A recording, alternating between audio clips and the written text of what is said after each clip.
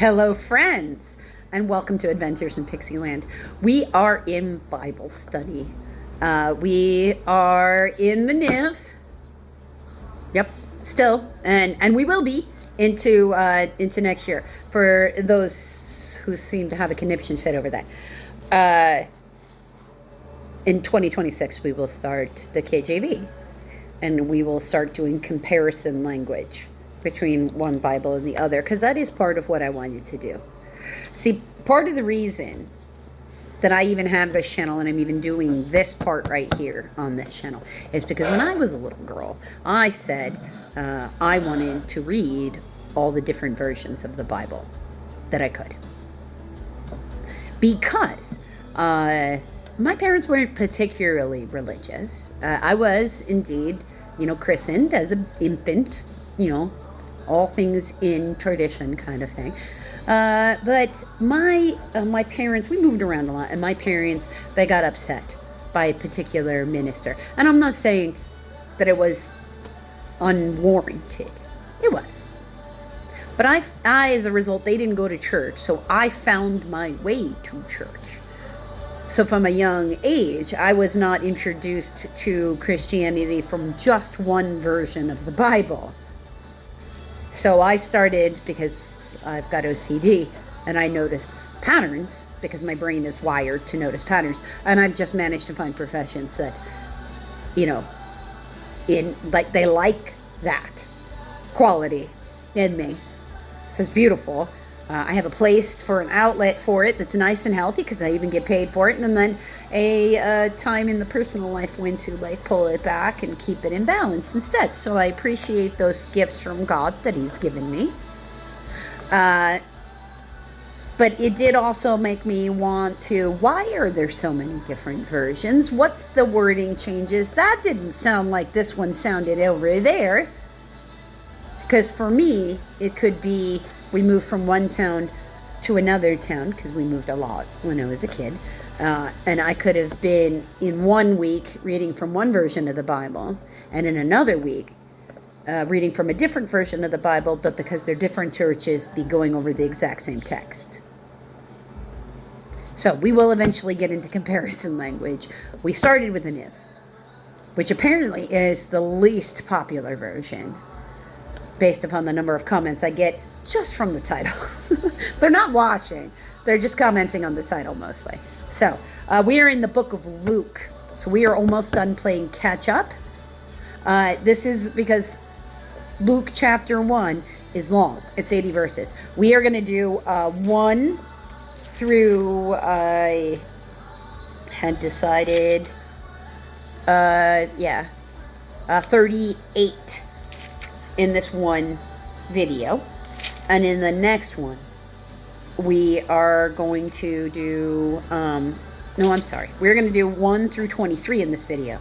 That's what we're going to do. We're going to do 26 through 56 in the next video.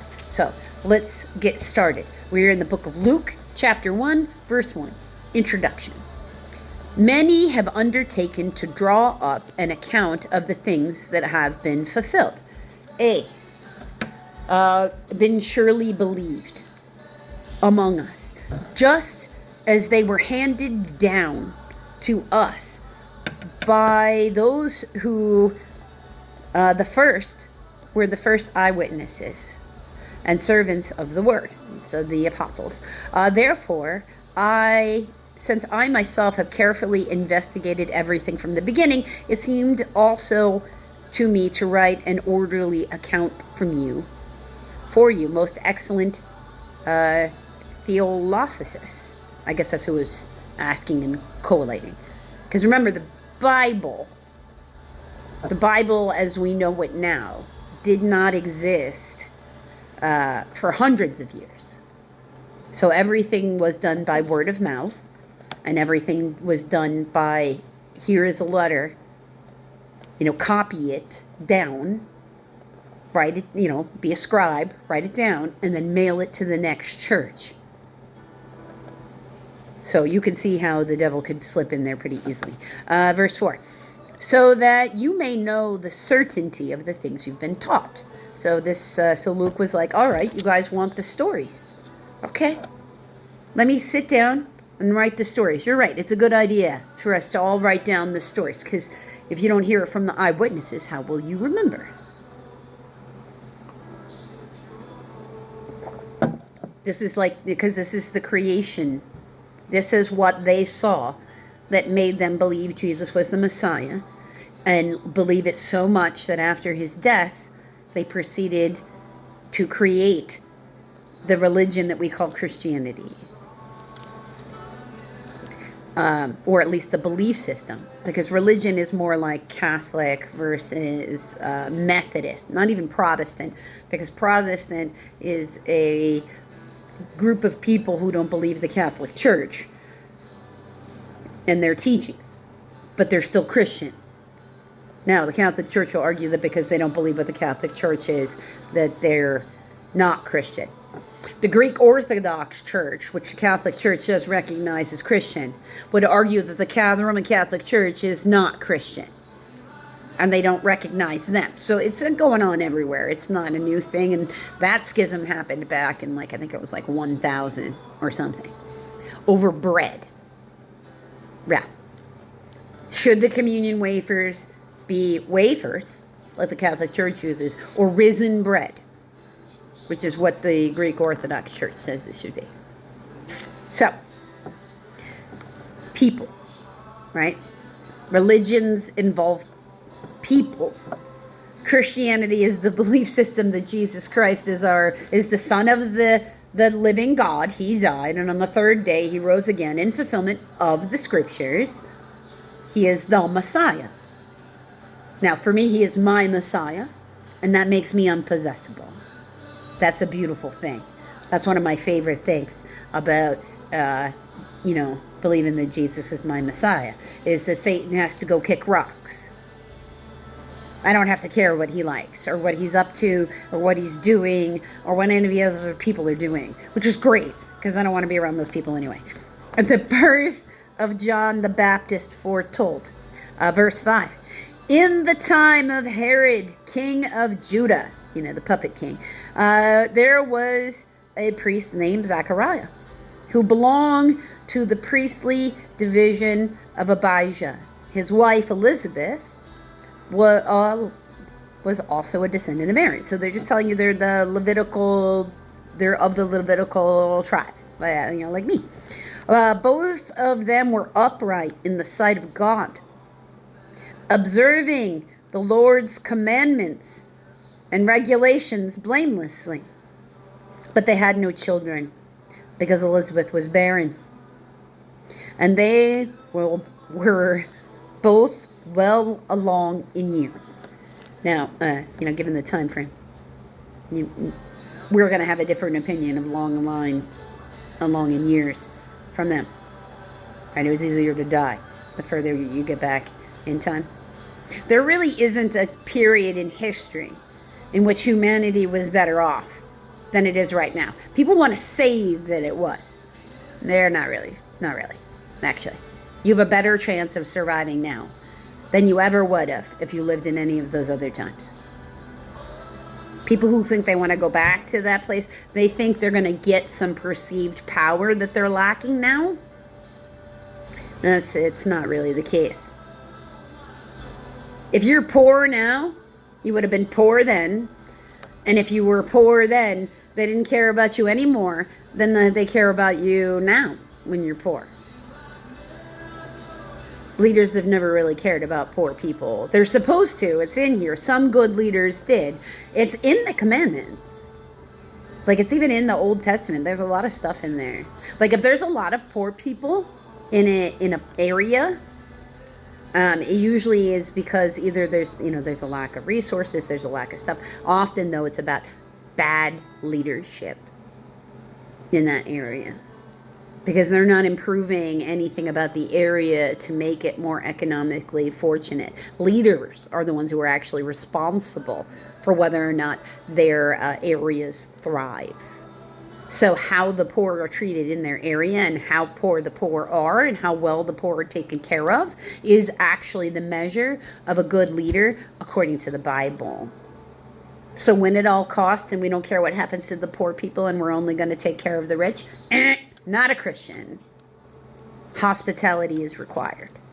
Once when Zachariah's division was on duty and he was serving as a priest before God, he was chosen by lot, according to the custom of the priesthood, to go into the temple of the Lord and burn incense.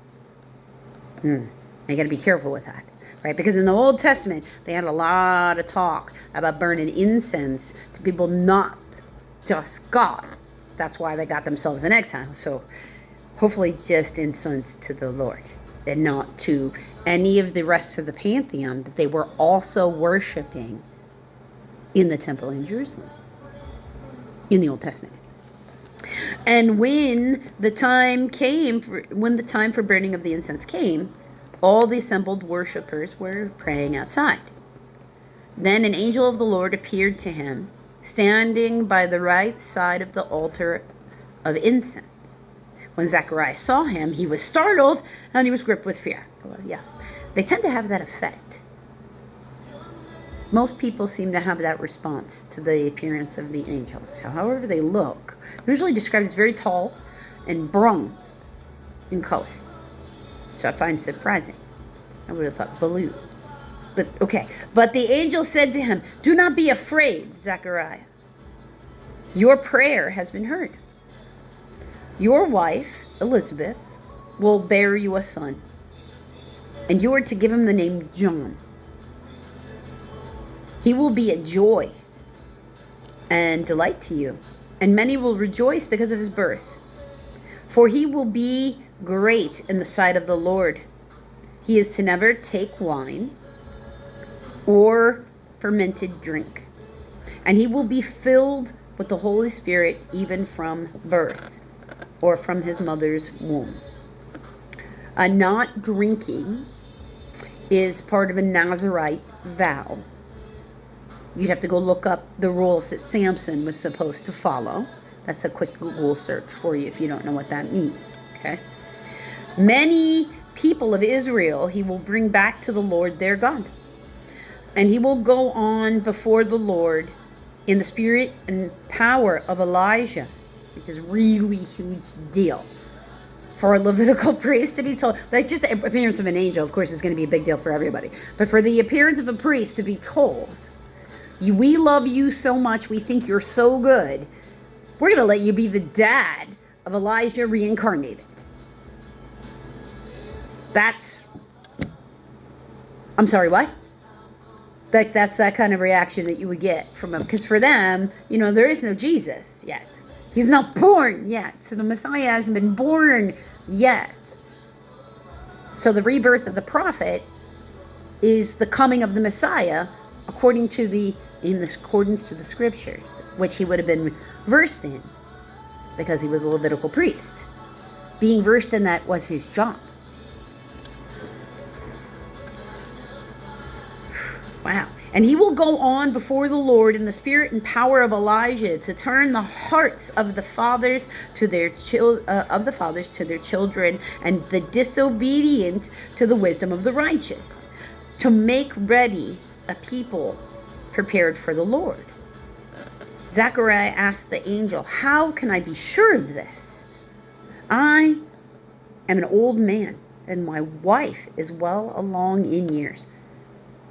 Whew. Okay, so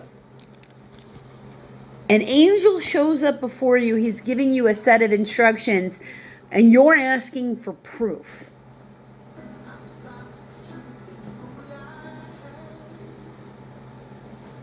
The angel answered, "I am Gabriel." Whew. That's the Archangel of Hope. That's who we lit the candle. We lit the candle for Advent last week. That's who that is. That is who he sent to talk to, so the wise men and the star and the angel went to talk to the shepherds. If you're like me and you have an angel on top of your tree, because you could have a star too. I mean, lots of people have one or the other. I have an angel. Legitimately, the angel looks like Tweety Bird. but it's wearing wings and the thing for the person that it's supposed to be. That's Gabriel. So I also find that amusing because Gabriel, he's a messenger, and for years, on my cell phone, my notification for tweets was actually Tweety Bird saying, "What's this? A letter for me?" So, he's a messenger. The angel answered, "I am Gabriel. I stand in the presence of God, and I have been sent to speak to you and to tell you this good news. And now you will be silent and not be able to speak until this day happens, because you did not believe my words, which will come true at their proper time." Yeah. So if an angel of the Lord appears to you, do not start questioning those types of things, because if you're just like, "I pray to God that happens," if it sounds like something you would like. If it is the will of God, would also be a proper response. Because then if it's not, it just wouldn't happen. And then you don't have to worry about it. Meanwhile, because otherwise you're just being arrogant. Meanwhile, the people were waiting for Zechariah and wondering why he stayed so long in the temple. When he came out, he could not speak to them. They realized he had seen a vision in the temple, for he kept making signs for them, but remained unable to speak. So he's trying to pantomime what happened. When his time of service was completed, he returned home. After this, his wife Elizabeth became pregnant, and for 5 months remained in seclusion. "The Lord has done this for me," she said. "In these days he has shown his favor and taken away my disgrace amongst the people." Being a barren woman in a society that values be fruitful and multiply is going to be a hard thing. And it's a thing we're even still shaking in today's society. You can't properly be a woman unless you've had children. It's just nonsense. That's not what makes one a woman. You don't have to be a mother to be a good woman. And there's a lot of people who actually have children that we would quantify not as good people, unfortunately, for this world. Because it's about the content and character in one's heart and what makes one happy, and also what you're ready for. One actually has to be emotionally ready for children. Because if you're doing it properly, and I don't have any children, so properly, you can take this with a giant bucket of salt, because I have no children. To love anybody, so not just properly as a parent or anything, but interactions with other people, which children are just of one demographic of people. You actually have to care about the experience the people around you are having when they're interacting with you, the effect that you have on them. So you do indeed need to be emotionally ready for children.